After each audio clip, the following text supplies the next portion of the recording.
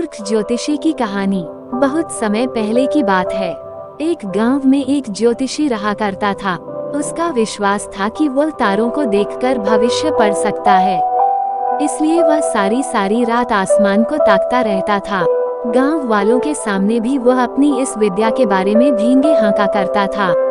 एक शाम वह गांव की कच्ची सड़क पर पैदल चलता हुआ अपने घर की ओर जा रहा है।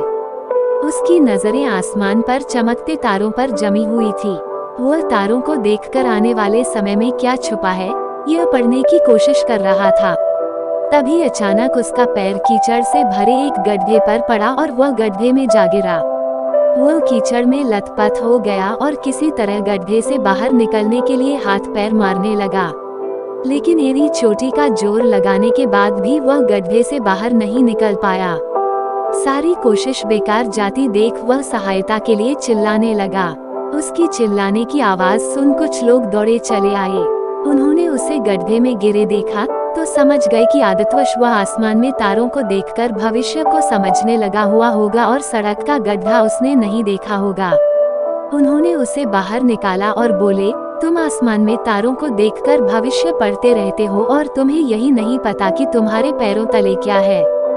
भविष्य की तलाश में मत भटको, जो सामने है उस पर ध्यान दो। भविष्य अपना ख्याल खुद ही रख लेगा।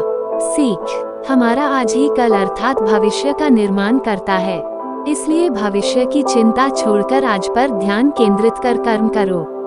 आज मन लगाकर कर्म करोगे तो ये कर्म स्वतः भविष्य का निर्माण करें। यदि यह कहानी आपको पसंद आए तो लाइक करें, चैनल को सब्सक्राइब करें। वीडियो देखने के लिए आपका बहुत बहुत धन्यवाद।